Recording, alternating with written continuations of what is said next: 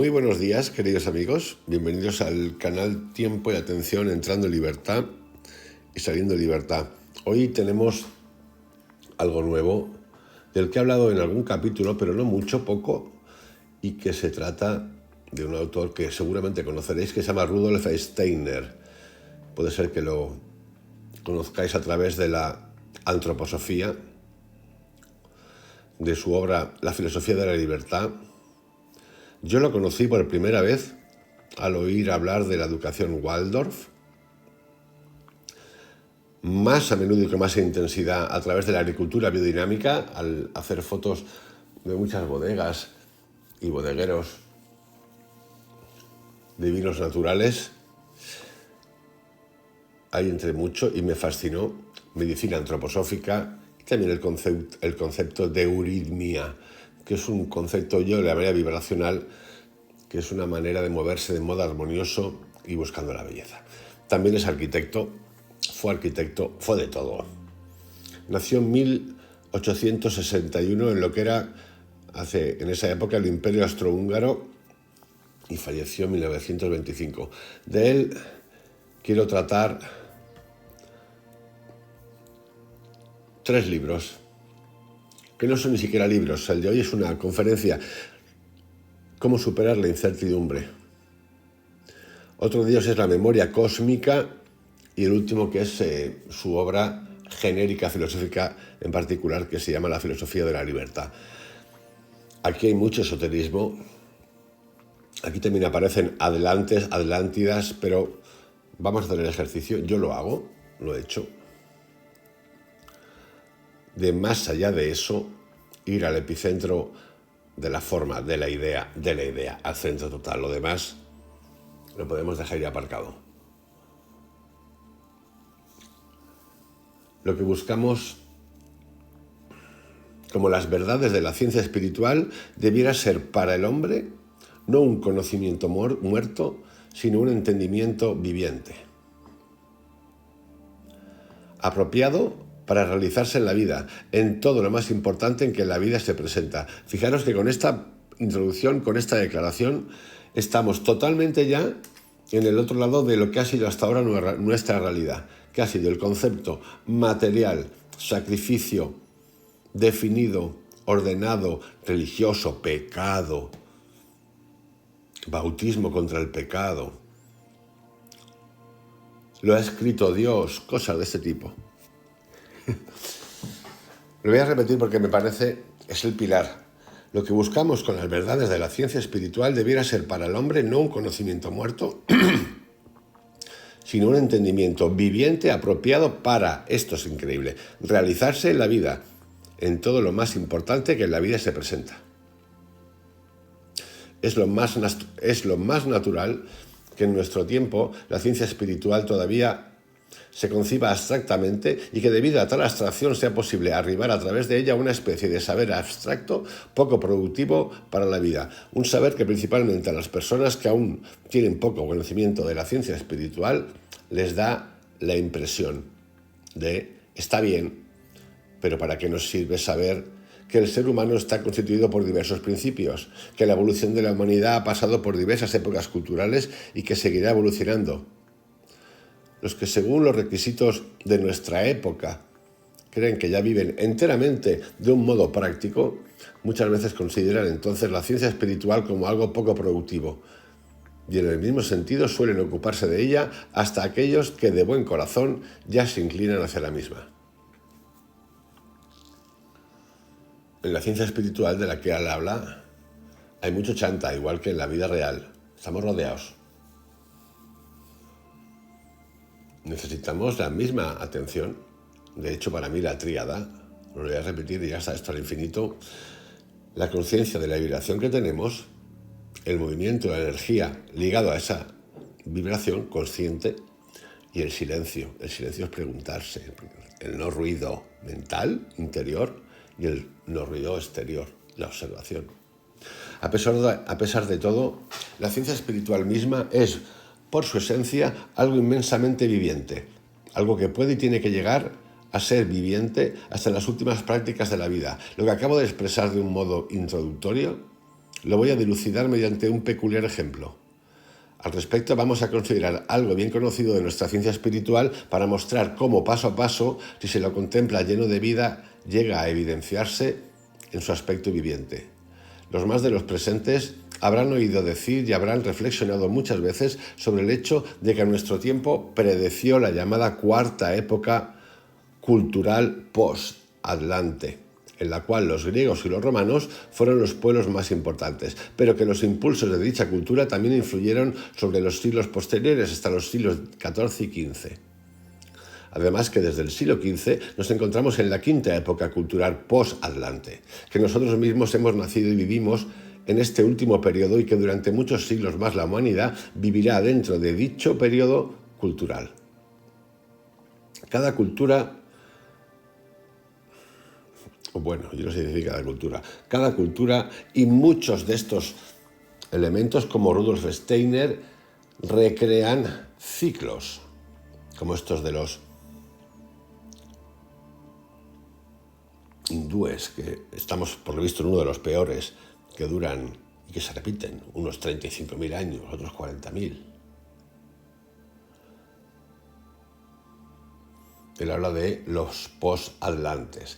Y es importante aquí también, cuando hacemos referencia a Roma, a la Revolución Francesa, por ejemplo, qué maravilla la Revolución Francesa, qué maravilla fue Grecia, la democracia, no ser un poquito gemitos.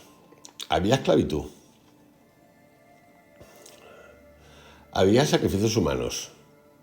En Roma, en esa época romana política, de república, rex pública y emperadores, habían conceptos de derecho muy parecidos a los de ahora y las mismas circunstancias y cositas de orden político y económico. Pero no sé por qué, esto es como la Biblia y tantos otros textos, nos lo cuelan y fabulamos. No, la democracia de Roma ya existía en Grecia. Para un poquito. Está bien rescatar y de ahí se pueden rescatar un montón de cosas, pero no sé por qué siempre tendemos a cosas de este tipo, como por ejemplo, qué bien, es que yo quería vivir hace 100 años, 200 años ya, pero imagínate que no tendrías agua potable, amigo. Agua potable, digo. No te podrías duchar todos los días, amigo, lavarte la manecita, regar tu jardín. Papel higiénico. Me tiro por ahí porque es lo más básico. De repente decimos, hostia, pues igual. Sabemos igualmente, y lo hemos considerado frecuentemente, al menos la mayoría de los presentes, está en una charla, que la cuarta cultura post-atlante, la grecorromana, a través de todo lo que ha sido la cultura y el trabajo exteriores, especialmente se ha desarrollado en la humanidad lo que llamamos el alma racional. Las fuerzas del ánimo, y que la misión de nuestro tiempo consiste en desarrollar el alma consciente. ¿Qué significa el que ha de desarrollarse el alma consciente? Bien comprendido, lo que acabo de explicar de un modo abstracto encierra para la humanidad el destino de todo el quinto periodo cultural post-atlante. Los distintos pueblos de esta quinta cultura post-atlante conjuntamente deberán contribuir a que el alma consciente llegue a expresarse. Esto encuentra su expresión en todas las condiciones y circunstancias de la vida, es decir, en lo cotidiano. Y si la observamos de la justa manera, ella misma nos confirma la verdad de que nuestra época representa la vida de la humanidad sobre la base del alma consciente.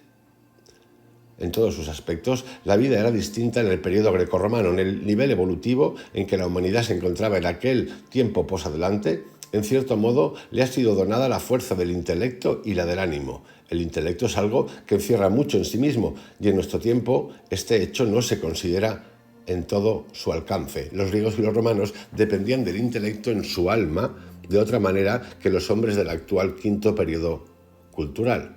Nosotros, en cierto sentido, los griegos y los romanos recibían en la medida necesaria el intelecto como una efectiva disposición evolutiva natural.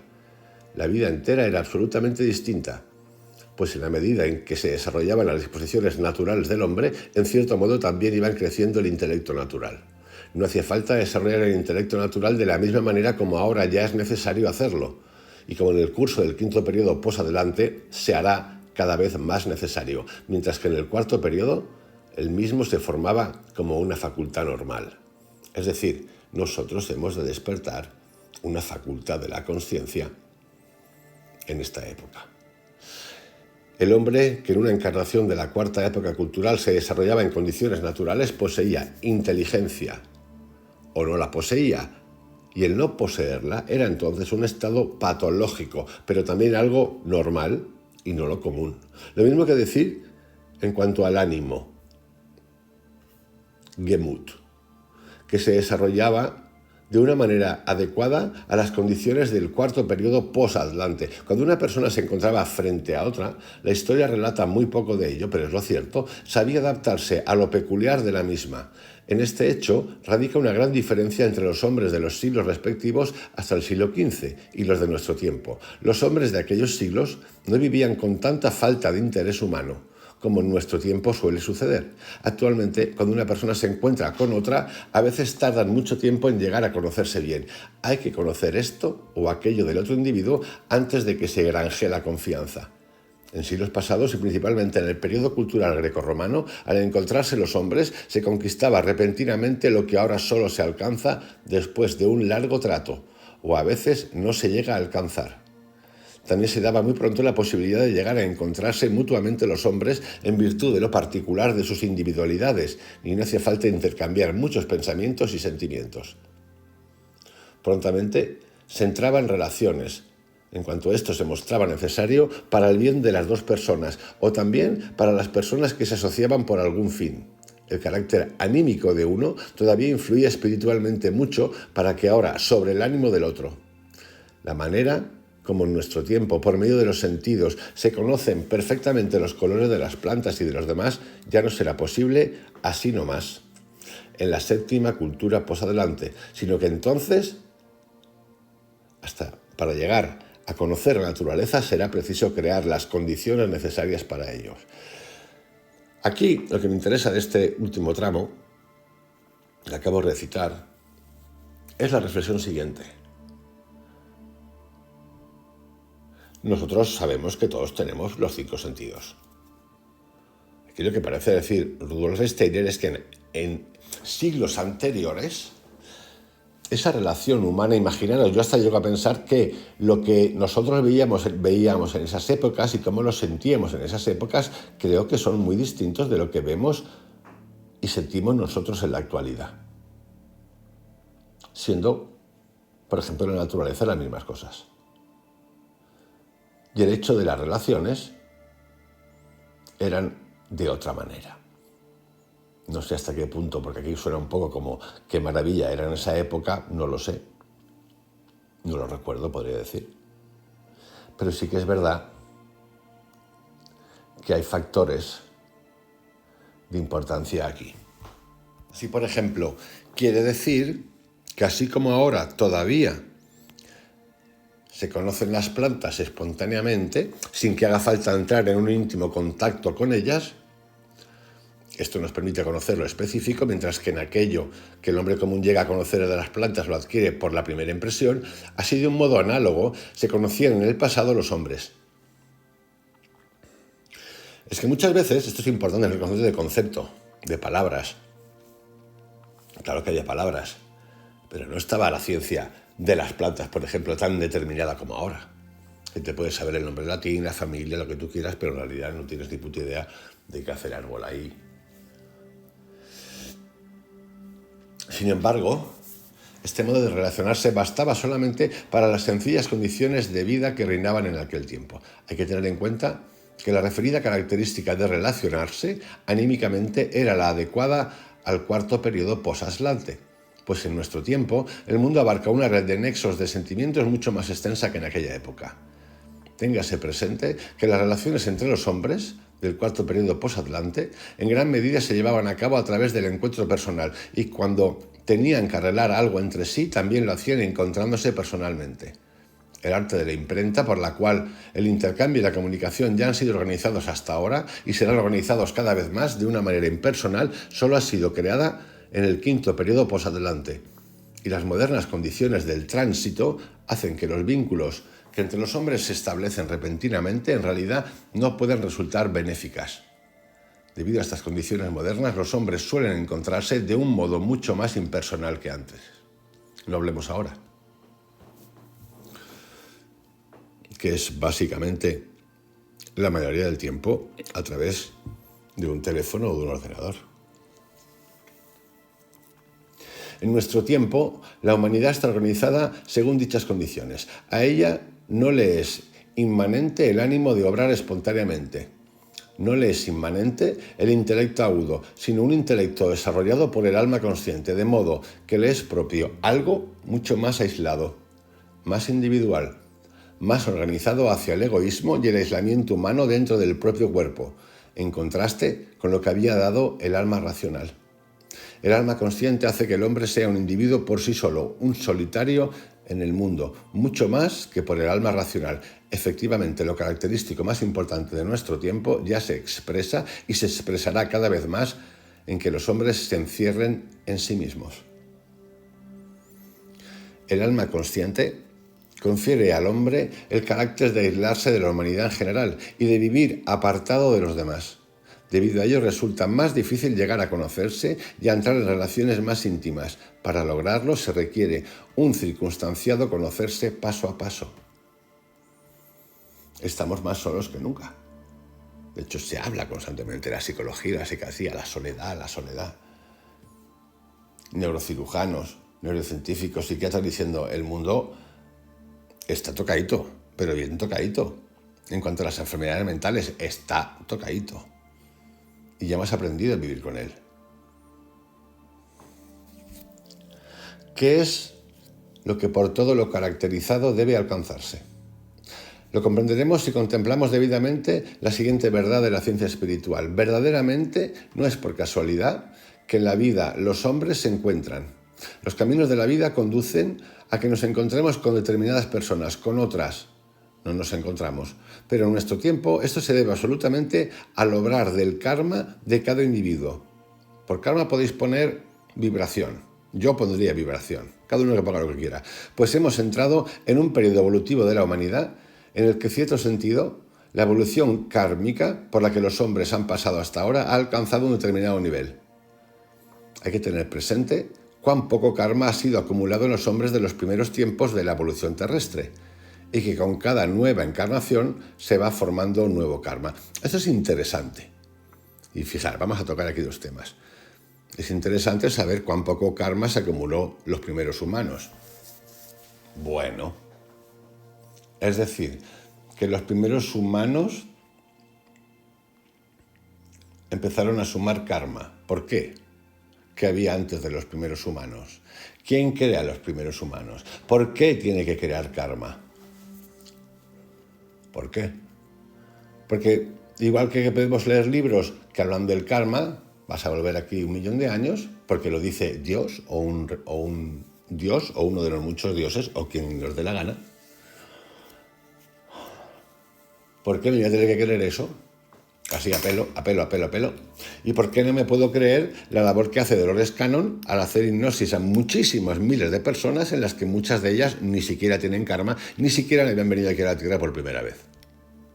Que sí que es verdad que hay cosas que tienen que aprender. Pero de nuevo, ¿por qué ya ese condicionamiento, que eso es como un pecado original?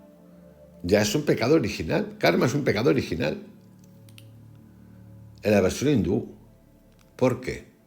Porque si estamos hablando de que hemos de despertar y que podemos jugar literalmente con la vibración, con la conciencia de la vibración, transformar, elegir cosas, la mecánica cuántica, que todavía no ha sucedido, el número de posibilidades, el número de variables en el espacio.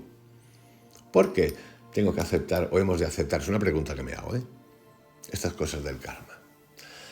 Pero seguimos. Al principio de la evolución terrestre, el encontrarse de los hombres debía realizarse en condiciones que anteriormente no habían existido, de modo que solo entonces podían enlazarse relaciones recíprocas. Pero paso a paso, como resultado de nuestras encarnaciones terrenales, hemos entrado en condiciones de tal característica que por regla no nos encontramos con hombre alguno sin haber experimentado conjuntamente esto o aquello en condiciones anteriores. Somos conducidos a encontrarnos con otros hombres a raíz de lo vivido en encarnaciones pasadas. Al principio ocurre casualmente el que estos o aquellos hombres se encuentren en la vida. En realidad todo se debe al haberse encontrado en encarnaciones anteriores en las cuales se han generado las fuerzas para volver a encontrarse ahora nuevamente. Referente a lo que ha de realizarse en nuestro tiempo, resulta que el alma consciente, encerrada en sí misma, solo podrá desenvolverse si aquello que en el presente tiene lugar entre hombre y hombre llega a tener menos importancia que el obrar y el manifestarse en el alma de cada uno, y de una manera individual. En el periodo grecorromano todavía era así que, cuando dos personas se encontraban, debían como algo natural causar una impresión la una sobre la otra, y tal impresión debía influir espontáneamente. Ahora, en cambio, para que pueda desarrollarse el alma consciente, aislada en el ser humano, es preciso que al encontrarnos suceda más bien que se manifieste ante todo lo que surge en el uno o en el otro como resultado de encarnaciones del pasado. Esto requiere mucho más tiempo que el conocerse espontáneamente, a simple vista, pues en aquellos casos es necesario que en el hombre llegue a manifestarse en los sentimientos o instintivamente lo vivido con el otro. Esto es lo que ahora precisamente se exige, aprender a conocerse y hacer que se suavicen las exteriorizaciones de los individuales, pues en el llegar a conocerse, en el suavizarse las individualidades, reside lo que conduce a que surjan, todavía de un modo inconsciente e instintivo, las reminiscencias de las encarnaciones anteriores. Esto lo podemos llamar la familiaridad. Yo es un autor que me gusta. Bueno, hay cosas, como lo que he explicado anteriormente, que no digo que no sean ciertas. Es como decía el otro día, no en la vibración cuántica o en el viaje a la mente, no venimos con el destino marcado. Tú lo puedes modificar todo el tiempo y las veces que quieras. Y yo creo en eso, absolutamente creo en eso. Esa predeterminación de la que nos hablan, yo no la veo por ninguna parte. ¿Qué ocurre? Claro que ocurre. ¿Por qué? Porque el sistema, que eso sí que es un karma, vamos, un dolor en el culo, ha creado un sistema en el que nos impide el desarrollo evolutivo de la parte espiritual y mental, de entender la vibración. Todo dependiendo de un entorno que es comer, que te manden gestionar toda la vida. Que sí, hemos de comer, obviamente. Pero el ser humano, a diferencia de tantos otros, tiene la capacidad de no tener que luchar, cosa que hace constantemente, ni por recursos ni por nada. Y cuando hablamos del prójimo y oímos hablar del prójimo en la Biblia, el prójimo no eres tú, amigo, ni soy yo. El prójimo es el que es cercano a ti. Y cuando habla del pueblo de Israel, habla del pueblo de Israel, no habla de tu pueblo, ni de mi pueblo, ni de los pueblos de América, habla de un pueblo. Pero claro, es que nosotros siempre estamos ahí comulgando con rueda de molino.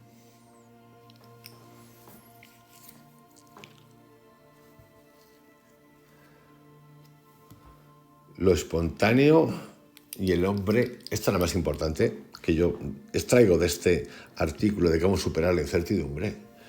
El hombre de ahora, el ser humano de ahora, es un hombre que se tira para adentro.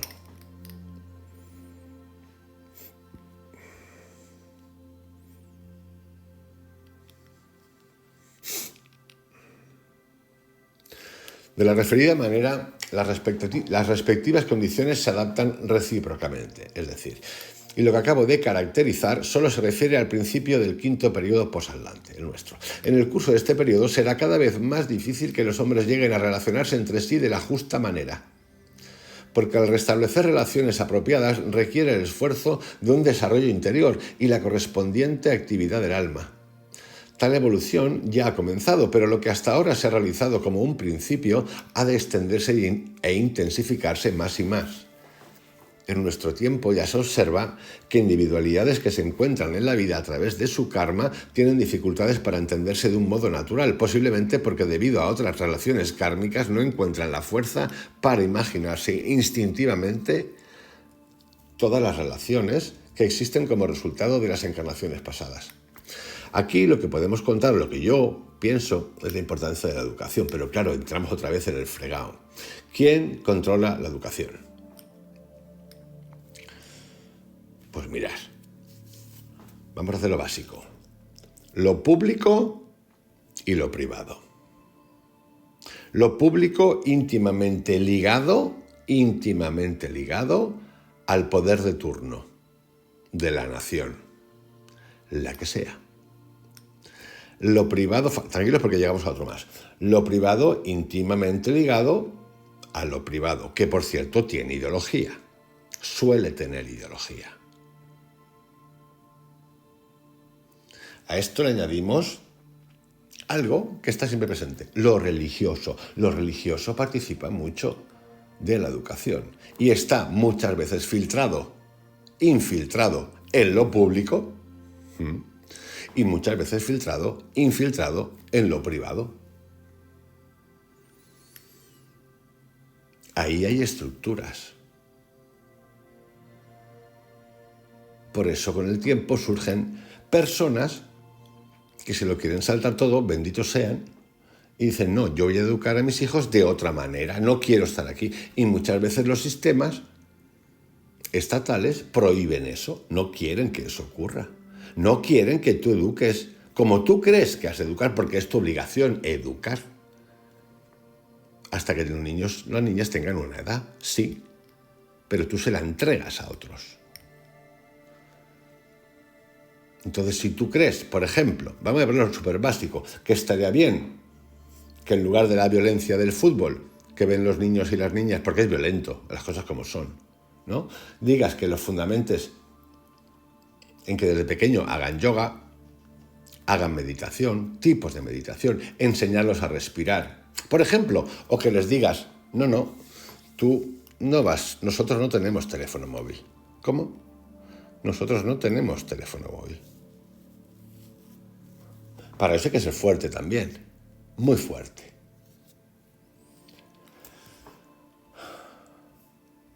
Pues estas cosas. La incertidumbre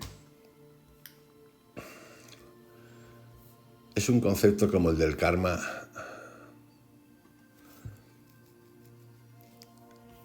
y como el del pecado original. La incertidumbre nos la han metido para tratar de darnos la solución. Esto es como te provoco una guerra y a la vez te doy la solución. Te provoco un conflicto y a la vez te doy la solución. Por eso cuando dije el otro día hablando de la enfermedad es un negocio. La incertidumbre es un negocio. ¿Un negocio para qué? Para tenernos atados. Y está en la mente. Si tú no haces estas obligaciones, si tú no cumples con estas leyes, todas las que sean, principio de incertidumbre, te puedes quedar sin trabajo, te puedes quedar sin. Si tú no haces esto que te dice el psicólogo, pues tú no te podrás relacionar con otro tal. Si el psicólogo no te aprueba, si el psiquiatra no te aprueba,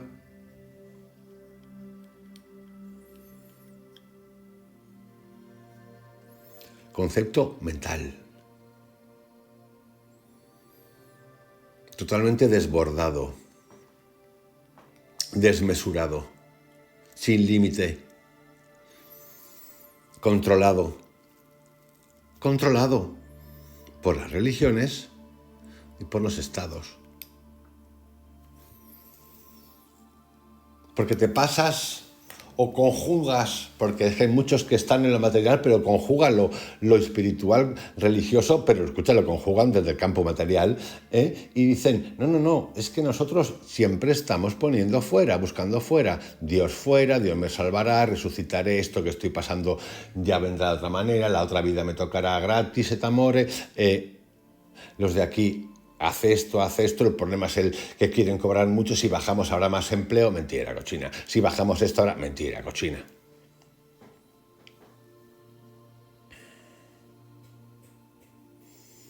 Un montaje. Os dejo aquí con Rudolf Steiner, cómo superar la incertidumbre. En próximos días, no sé, una semana, 2, haré la memoria cósmica, que es interesante también porque hay como un lugar, eso seguramente lo habéis oído en los archivos acásicos. Interesante esto, como que todo se guarda. Y yo creo que no hace falta pensar mucho para pensar o para poder decir, es que es energía, los pensamientos son energía, todo ha estado ahí y está ahí, y ¿por qué no se guardan? Si hablamos de metadatos, que antes nos hablaba de metadatos, una foto tiene metadatos que existen. ¿Por qué no van a existir esos metadatos de todo lo que hemos hecho, pensado y ocurrido en el mundo? ¿Por qué no? Si es que no pasa nada, como una biblioteca universal. El próximo, como decía, será la memoria cósmica y el siguiente, la filosofía de la libertad. Os envío un abrazo, que tengáis un excelente día. Hasta mañana.